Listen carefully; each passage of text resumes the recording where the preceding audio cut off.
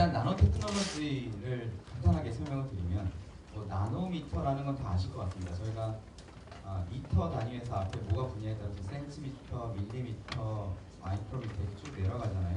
근데 나노미터는 10억 분의 1 미터 정도 됩니다. 그러니까 굉장히 작죠.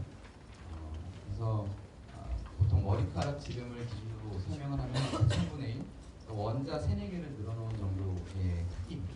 굉장히 작고요. 그래서 이런 나노미터 정도 수준의 물질을 합성을 하거나 혹은 실리콘 웨이퍼 기준으로 했을 때 이렇게 큰 실리콘 웨이퍼에서 나노미터 정도 선폭을 갖는 어떤 라인을 저희가 포토리토그래피나 패터닝 기술을 통해서 만들 수가 있으면 굉장히 독특한 성질을 만들어낼 수가 있고요. 그게 이제 전자 소자에 있어서 굉장히 중요한 역할입니다.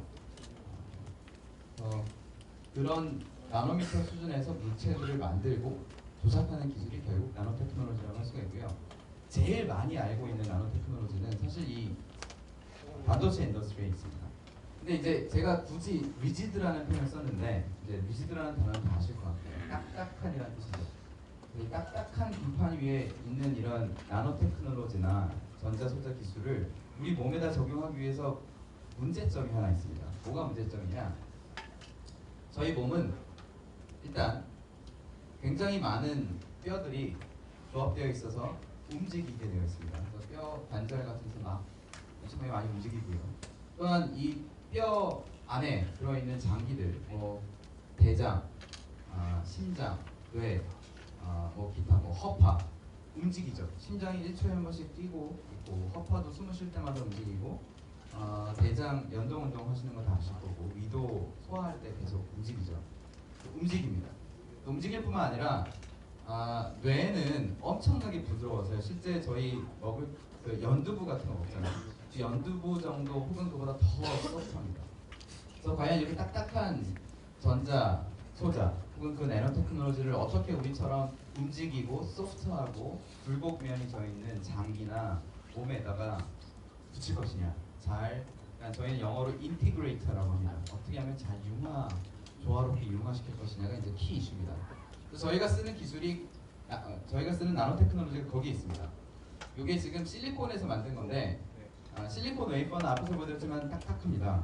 하지만 그 표면을 수십 나노미터 정도로 얇게 만들어주면 굉장히 플렉서블합니다. 이건 뭐랑 똑같냐면 여러분들 지금 쓰고 있는 노트 보시면 종이잖아요. 종이는 굉장히 플렉서블하죠. 저희가 접을 수도 있고 막 이렇게 편한 겁니다. 휴지 같은 것도 보면 편하고. 종이는 나무에서 만들었습니다. 나무는 딱딱하죠. 나무는 꺾으면 꺾이죠. 구부러지지 않습니다. 하지만 그거를 굉장히 얇게 만들어서 종이로 만들면 구부러집니다. 마찬가지입니다. 실리콘 웨이퍼 밑에 지금 실리콘 웨이퍼고요. 이 실리콘 웨이퍼를 굉장히 얇게 만들어주면 지금 여기서부터 여기까지가 100 마이크로미터입니다. 그러니까 요게 하나가 10 마이크로미터고요. 요거 두께는 한 300 나노미터 정도 됩니다. 300 나노미터 정도를 얇게 만들어주면 실리콘도 이렇게 접거나 휘거나 쭈그릴 수 있더라. 부드럽게 만들 수가 있더라. 그러면 아까 말씀드린 것처럼 둥그러운 뇌나 이렇게 뛰고 있는 심장이나 이런 데다 이렇게 붙일 수가 있겠죠. 그래서 컨포멀하게 저희가 컨포멀이라는 단어를 많이 씁니다. 아주 표면에 깨끗하게 이렇게 잘 붙일 수가 있습니다. 그게 굉장히 중요합니다. 저희가 아주 정확한 센싱을 하는 데 있어서. 그래서 그 기술을 저희가 활용을 하면 다양한 전자소재를 만들 수가 있고요. 그러니까 실리콘뿐 아니라 갈륨 아세나이드나 기타 여러 가지 반도체 재료를 활용을 해서 그래서 뇌파, EEG는 엔세팔로그램이고요. 일렉트로 엔세팔로그램. 이커그는 그러니까 EEG는 표면에서 나오는 뇌파, 이커그는 이 콜텍스 표면에서 나오는 거. 그다음에 인공 눈도 만들 수가 있고, 옵토지네닉스라고 해서 광전자 소자를 이용해서 뇌를 자극하는, 광자극하는 겁니다. 빛으로 자극하는 기술. 인공 피부도 만들 수 있고요. 그다음에 심장 질환에서 가장 큰 게 부정맥과 심혈관 질환입니다. 보통 심혈관 질환이 먼저 시작이 되는데 여기 심장에 혈액을 공급하는 혈관이 막혀서 동맥경화라고 보통 많이 알고 있죠. 그거로 인해서 이제 심근경색이 생긴다든지 하트 페일리어가 오는데 이제 그런 경우에도 엔지오플라스티라고 막힌 심혈관을 뚫는 데 필요한 전자도구, 그다음에 심전도를 측정하는 거, 그다음에 웨어러블한 에너지 디바이스 이런 전자 소자에는 다 배터리 같은 걸로 파워를 공급을 해야 되니까 파워를 공급할 수 있도록 만드는 배터리 기술. 그리고 이렇게 몸 안에 넣는 거 말고도 입을 수 있도록 해서 여러 가지 심전도라든지 바이탈 사인들을 모니터링하고 데이터를 저장하고요. 그러니까 저희가 측정하는 데이터들을 쭉 모으면 빅데이터를 만들 수가 있겠죠. 빅데이터를 모은 데 있어서 이런 웨어러블 센서들이, 헬스케어 센서들이 굉장히 큰 역할을 할 겁니다. 뭐 심장 위에다가 이렇게 그 센서 어레이를 붙여서 심전도를 측정할 수 있게 하거나, 이거는 심혈관 질환이나 아니면은 심장 질환에서 이제 미니멀 인베이시브 서저리를 할 때 뒤에서 다시 설명을 드리겠습니다. 이건 뇌의 좌뇌와 우뇌 사이에 이 헤미스피리컬 피셔라고 그 중간에 거기다가 딱 넣은 겁니다. 거기에서 이제 굉장히 중요한 역할을 하는 시그널들이 많이 나오거든요. 이거는 비주얼 콜텍스 위에 뇌는 굉장히 다양한 데로 되어 있습니다. 그러니까 운동 감각을 관장하는 지역은 모터 콜텍스고, 센서리 콜텍스 중에서 눈이랑 연결되어 있는 데가 비주얼 콜텍스, 귀랑 연결되어 있는 데가 오디토리 콜텍스, 뭐 이런 식으로 되어 있는데, 이거는 비주얼 콜텍스에다가 얹어놓고 저희가 매핑을 하는 거고, 그다음에 뭐 피부 위에서도 할 수 있고, 뭐 다양한 이런 센서들이 있습니다. 그래서 오늘은 이런 내용들을 디지즈 모델별로, 그러니까 질병 모델별로 구분해서 설명을 드리겠습니다. 그래서 뭐 뇌부터 시작해서 심장, 뭐 기타 쭉 나가면서 설명을 드리겠습니다. 그래서 첫 번째 질병 모델은 간질입니다. 약으로 치료할 수 있는 사람이 있고요. 약으로 치료하지 못하는 사람이 있는데, 약으로 치료하는 사람이 한 절반 정도 됩니다. 나머지 절반은 수술을 해야 됩니다. 그래서 간질, 그러니까 이 지금 사람 뇌고요. 사람 뇌를 이렇게 열고, 이 일렉트로드 어레입니다. 하나가 전극입니다. 메탈로 되어 있는 전극이고, 뇌는 뇌파가 나오죠. 뇌파가 나옵니다. 뉴런이라는 세포로 구성이 되어 있는데, 뉴런들이 파이어링을 할 때마다 뇌파가 나오고요. 그 뇌파를 전극으로 읽습니다. 읽어서 이 큰 뇌에서 이 큰 뇌에서 실제 간질은 전체가 다 비정상적인 뇌파가 나올 때를 발작 증세라고 하는데, 그 중에 처음 시작되는 부분이 있습니다. 그래서 시작되는 부분을 찾는 겁니다. 그 시작된 부분을 찾기 위해서 이런 일렉트로드 어레이를 쓰는 겁니다. 그래서 보시면 이 일렉트로드 어레이가 플라스틱 위에 올라가 있습니다. 이렇게 굽힐 수 있는. 그러니까 뇌가 이렇게 둥그렇게 생겼고, 또 표면에 굉장히 이런 주름들이 많잖아요. 그래서 이 표면에 이 전극이 잘 닿아야지만 저희가 뇌파를 읽을 수가 있습니다. 만약에 이렇게 여기 보시면 이렇게 빈 공간이 있는데, 빈 공간이 뜨면 전혀 뇌파가 읽혀지지가 않습니다. 그래서 플렉서블하고 휘고 소프트한 그런 전자 소재가 필요한 겁니다. 그래서 이제 사람들이 생각한 게 반도체 기술을 쓰는 겁니다. 저희 뭐 모니터나 디스플레이를 보시면, 핸드폰에 있는 디스플레이도 마찬가지입니다. 디스플레이를 보시면 보통 몇 바이 몇 이렇게 나옵니다. 모니터는 뭐 1064 곱하기 뭐 700 몇십, 그러니까 가로축이 1000 몇십이고 세로축이 700 몇십 개의 어레이 타입, 매트릭스 타입으로 되어 있다는 얘기입니다. 그래서 그런 기술을 활용을 하면 아까 말씀드렸던 와이어가 굉장히 많이 나와야 되는 것을 해결할 수가 있고요. 그게 지금 이미 반도체 기술, 디스플레이 기술에서 활용하고 있는 겁니다. 문제는 아까도 말씀드렸지만 반도체 웨이퍼가 뇌 표면에 이렇게 안 붙거든요. 근데 아까 이 전극과 뇌 사이에 간격이 조금이라도 있으면 뇌파를 저희가 읽을 수가 없다고 말씀을 드렸죠. 그래서 저희가 한 게 이거를 플렉서블하게 만든 겁니다. 근데 실리콘을 휘일내니 어떻게 하면 될까요? 아까 제일 처음에 말씀드린 것처럼 되게 얇게 만들면 되겠죠. 300나노미터 정도로 얇게 만들면 됩니다. 실리콘을 엄청나게 얇게 만들면 이렇게 휘어질 수 있는, 그래서 이렇게 뇌 표면에 붙일 수 있는 그런 전극 어레이를 디스플레이 기술이나 반도체 기술을 활용해서 만들 수가 있습니다. 심장에서 또 굉장히 중요한 질환이 부정맥이랑 심혈관 질환입니다. 그래서 여기 보면 심장에 혈액을 공급하는 혈관이 두 개가 있고요. 이걸 관상동맥이라고 합니다. 그래서 왼쪽, 오른쪽 관상동맥이 있고, 특히 이 관상동맥이 막힐 때, 막히는 건 두 가지가 이유가 있습니다. 칼슘이 쌓이거나, 이게 동맥경화입니다. 혹은 이 안에 지질이 쌓이거나, 그러니까 리피드가 쌓이는 거죠. 또 보통 당뇨가 있으신 분이거나, 또 연세가 많이 드셔서 이제 좀 몸무게 많이 나가시고 하시는 분들은 이 혈관이 막힐 가능성이 굉장히 높습니다. 그럼 혈관이 막히면 어떻게 되냐면 이제 혈액을 여기 공급하지 못하죠. 그래서 이 심장 근육이 죽어가기 시작합니다.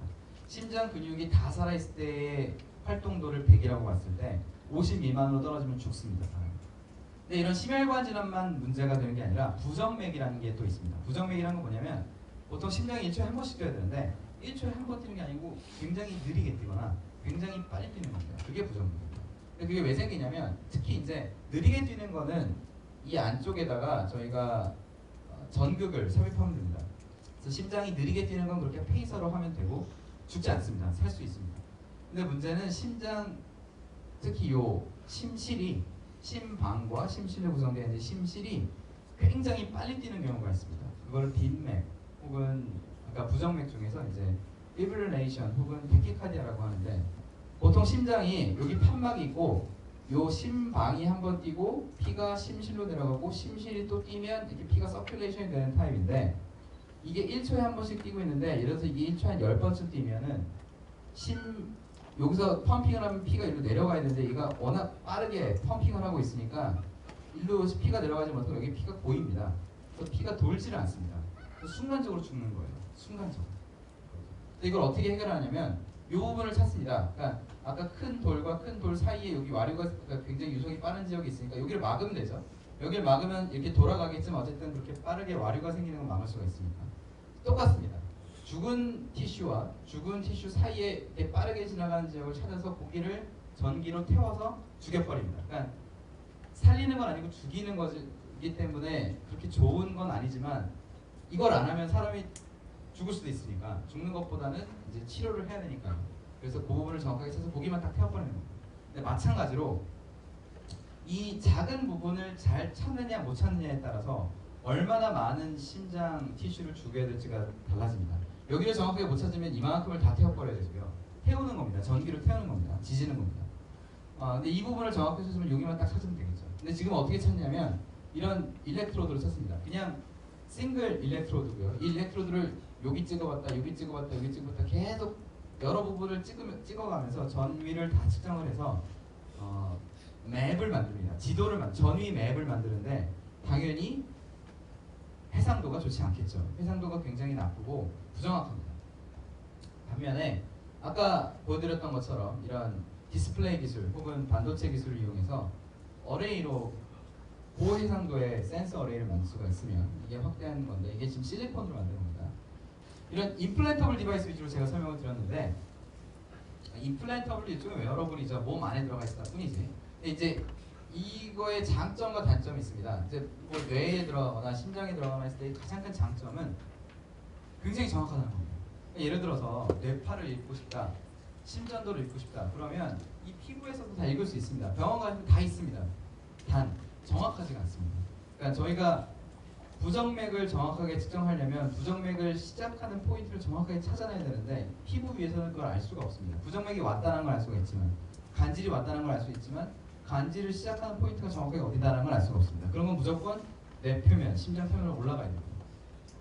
하지만 단점은 이 수술이 만만치 않습니다. 이게 한번 이 수술을 받고 나신 분들은 다시는 안 받고 싶다고 얘기를 하거든요. 반면에 저희가 이런 임플란터블 디바이스를 보조하는 수단으로 피부 위에서 비슷한 기능을 할 수 있거든요.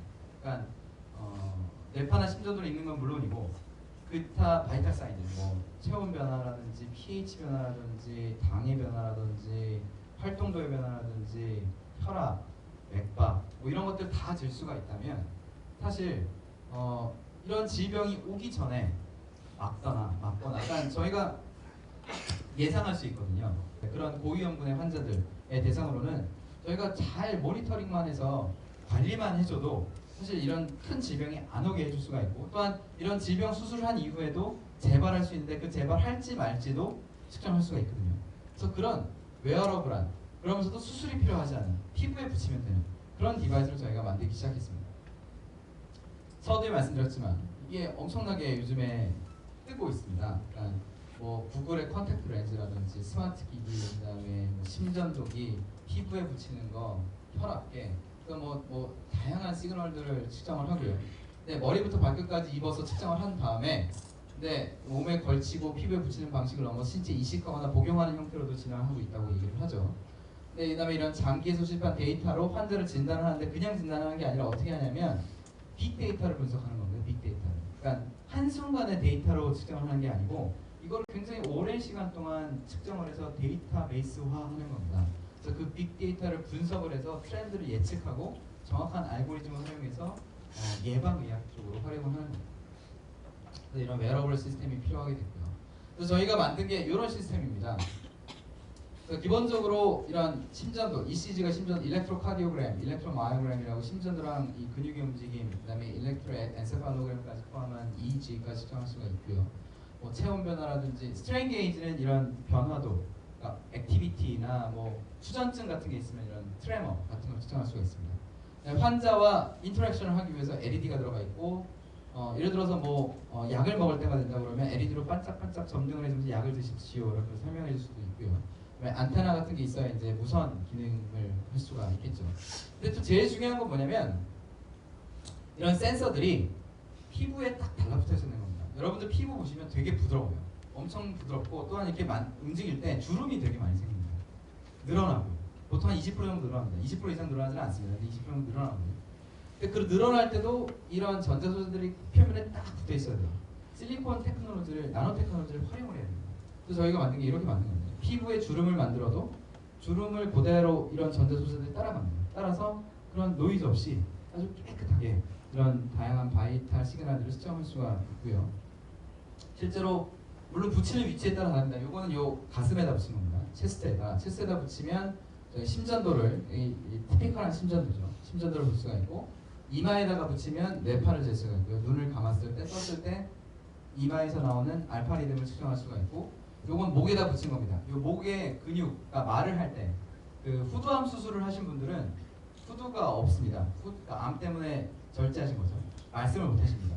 말을 못 하는데 대신에 요 목에 있는 근육들은 살아 있어서 얼굴이랑, 그러니까 말을 하고 싶어도 목소리는 안 나오지만 이 근육들의 움직임을 저희가 측정을 해서 서로 다른 단어들을 캐릭터라이즈 할 수 있으면, 서로 다른 단어들을 측정할 수 있으면 아티피셜 보이스 제너레이션을 활용할 수 있습니다. 그러니까 그런 용도로 저희가 쓰는 겁니다. 사실 이런 센서들을 쓰는 이유는 궁극적으로 데이터를 측정하고 그다음에 그거를 저장하고 빅데이터화하고, 그래서 데이터 스토리지 디바이스, 그러니까 메모리 디바이스가 들어가야 되고, 그다음에 빅데이터를 분석을 해서 어널리시스를 해서 패턴을 분석하고 거기에 맞춤형으로 약물 전달까지, 그러니까 뭐 꼭 먹거나 혹은 진단을 받지 않아도 현장에서 포인트 오브 케어라고 하는데, 현장에서 원격으로 바로 약물을 줄 수 있도록 그걸 피부를 통해서 트랜스더멀리 피부를 통해서 약물을 전달하고, 약물 전달되는 걸 다시 측정해서 이 사람의 상태가 개선되는지 안 되는지를 보고, 이런 시스템이 필요한 거거든요. 사실 저희가 웨어러블 헬스케어라는 측면에서는 예를 들면 이게 지금 앞에서 파킨슨 환자의 트레머 치료한 것들을 무선으로 전송하는 겁니다. 그래서 무선으로 여기 지금 패치가 이렇게 달려져 있고요. 그래서 무선으로 이렇게 전송하면 이거 데이터를 무선으로 받을 수 있습니다. 무선으로 받고, 또 이게 트레머가 너무 심해갖고 이 사람이 아주 막 경련이 극심하다, 위험하다 그러면은 알람 시그널이 가야 되겠죠. 그래서 이런 경우에 자동으로 측정을 해서 알람 시그널을 병원에 주치 선생님께 보내도록 되어 있습니다. 그래서 이제 이렇게 시그널을 보낼 거고요. 주치 선생님이 그런 시그널을 받았으면은 약물을 빨리 줘야 되겠죠. 그러니까 평소보다 과량의 약물을 줘서라도 이런 상태를 개선해야 될 테니까. 그래서 지금 이게 이메일에 간 거고, 또 안드로이드 애플리케이션을 저희 학생들이 만들었습니다. 그래서 안드로이드 애플리케이션을 가지고 이 약물 전달을 키거나 끌 수 있습니다. 그래서 키면 여기 안에 나노 입자에 담겨 있는 약물들이 여기 샥 들어가는 겁니다. 안쪽으로. 아까 말씀드렸지만 서멀 디퓨전에서 훨씬 빠르죠. 훨씬 빠르고 이거를 이렇게 키고 끄고를 무선으로 할 수 있습니다. 그래서 이 원격 의료용으로도 활용을 할 수가 있습니다. 저희가 하는 거는 이런 바이오 전자소자를 만드는 겁니다. 바이오 전자소자. 바이오 전자소자를 만들기 위해서 필요한 고성능의 센서, 일렉트로닉 디바이스, 배터리, 무선 통신 기능, 뭐 파워 제너레이션, 데이터 제너레이션, 데이터 스토리지, 그다음에 센서, 일렉트로닉스, 뭐 인터커넥션, 무선 통신, 이런 모든 기술들을 나노 과학 가지고 해결합니다. 나노 테크놀로지 기반으로 이제 이런 시스템을 만들어서 저희가 붙이고 삽입하고, 그러니까 몸 안에 임플란트하고 뭐 이렇게 하고 있습니다. 그래서 이건 이제 저희가 만든 퀀텀 LED를 이제 피부 위에서 이렇게 킨 거고요. 뭐 혹시라도 뭐 더 디테일한 내용이 궁금하시면 저희 실험실 홈페이지에 가보시면 관련된 내용이 있습니다. 네, 진짜 장시간 동안 1시간 동안 했는데요. 방송해 주셔서 감사합니다.